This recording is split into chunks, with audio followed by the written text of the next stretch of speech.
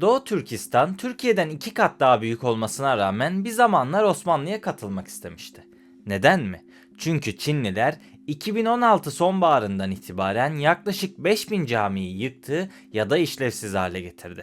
Burada yaşayan 30 milyon Uygur Türk'ü dinlerine yönelik birçok skandal kısıtlamalara maruz kaldı. İşte tüm bunların nedenlerini anlamak için hem tarihi çok iyi bilmeliyiz hem de günümüz şartlarını incelemeliyiz. Ama öncesinde videoyu beğenerek ve kanala abone olarak Tercüman ailesine yardımcı olabilirsiniz.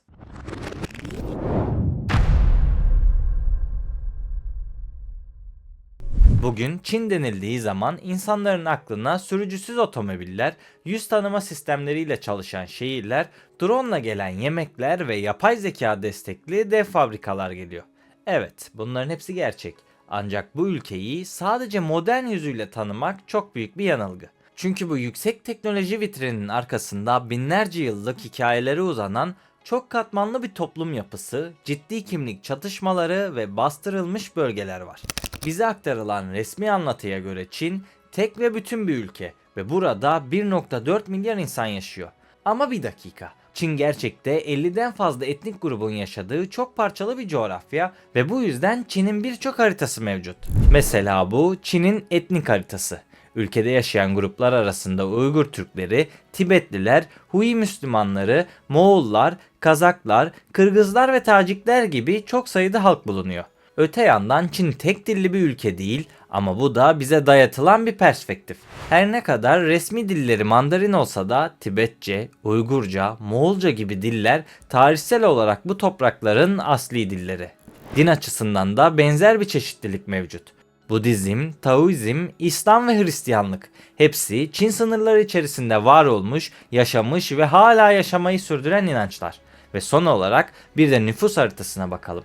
Ülke nüfusunun %94'ü çekmiş olduğumuz sınırların doğusunda yaşıyor. Yani 1,3 milyar insan batıda yaşarken yüz ölçümü bakımından neredeyse aynı büyüklüğe sahip olan doğudaysa sadece 100 milyon insan yaşıyor. Ve bugün bu videoda dikkat çekmek istediğim yer tam olarak bu bölgenin kalbinde yer alan Doğu Türkistan. Doğu Türkistan yaklaşık 1 milyon 660 kilometre kare yüz ölçümüyle Türkiye'nin yaklaşık 2 katı büyüklüğünde bir coğrafya. Ama özgür değil. Çin'in toplam yüz ölçümünün yaklaşık 6'da birini oluşturuyor ve bugün bağımsız olsa İran'dan daha büyük bir ülke olacaktı. Bu bölge Çin'in geri kalanından etnik, dini ve tarihsel olarak tamamen farklı. Uygur Türkleri başta olmak üzere Kazak, Kırgız ve diğer Türk toplulukları bu coğrafyanın yerli halklarıdır. Devletin resmi dili olan Mandarin bölgede eğitim ve kamusal yaşamın zorunlu dili haline getirilirken Uygurca ise giderek geri plana çekilen bir dil haline dönüştü. Ancak son yıllardaki bu gelişmeler sizi yanıltmasın. Çünkü Doğu Türkistan'daki Türk varlığı son derece eskidir.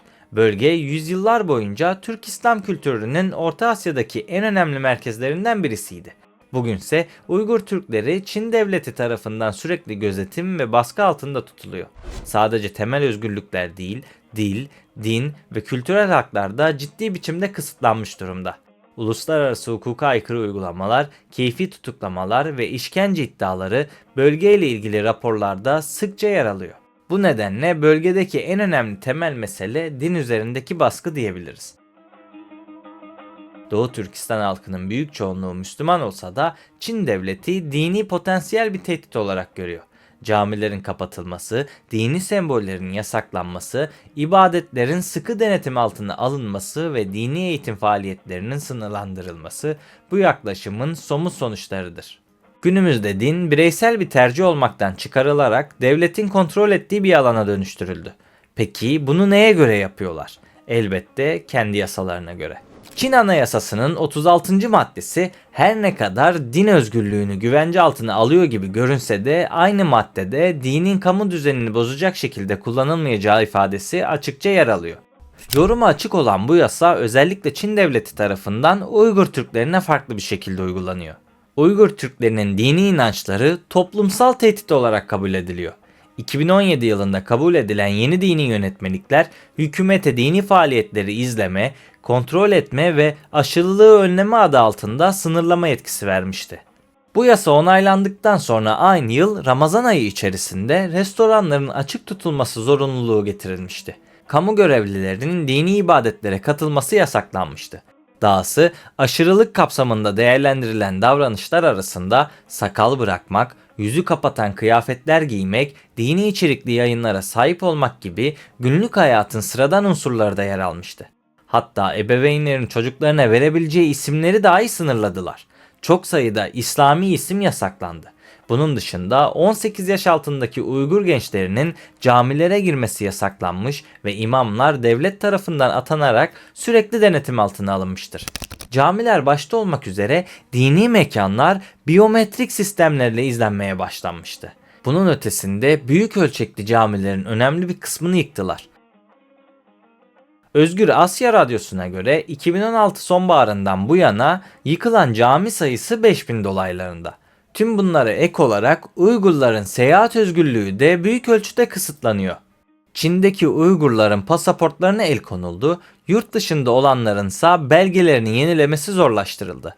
Maalesef Çin'in Uygurlara yönelik tutumları bunlarla sınırlı değil. Bölgede yüz tanıma sistemleri, dijital takip yazılımları ve entegre veri ağlarıyla kurulan yoğun bir gözetim altyapısı var. Okullar, camiler ve kamu alanları sürekli izleniyor.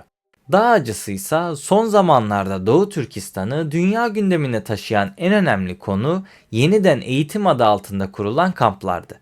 Milyonlarca Uygur Türk'ünün bu kamplardan geçtiği, kültürel ve dini kimliklerinden vazgeçmeye zorlandığına dair güçlü iddialar bulunuyor. Bağımsız araştırmacılara göre bu merkezlerdeki asıl amaç Uygurların dini, kültürel ve etnik kimliklerini aşındırmak, onları devlet ideolojisine uyumlu bireyler haline getirmek. Kamplarda tutulanlar arasında başarılı iş insanları, akademisyenler ve sanatçılar da mevcut. İşte bu baskılar yüzyıllardır yapılıyor. Belki de bu nedenle Doğu Türkistan bir zamanlar Osmanlı'ya katılmayı istemişti. Yakup Bey, Sultan Abdülaziz'e hitaben yazılan mektuplarda Doğu Türkistan'ın Osmanlı himayesine girmek istediğini açıkça ifade etmişti. Yazılan bu mektupta Yakup Bey, Osmanlı padişahını hem siyasi lider hem de halife olarak tanıyor. Ayrıca kendisine biat ettiğini bildiriyordu. Dolayısıyla Osmanlı Devleti bu çağrıya kayıtsız kalmadı. Yakup Bey'in talebi kabul edildi ve Doğu Türkistan ile Osmanlı arasında resmi bir ilişki kuruldu. Osmanlı Kaşgar'a askeri uzmanlar, subaylar ve silahlar gönderdi.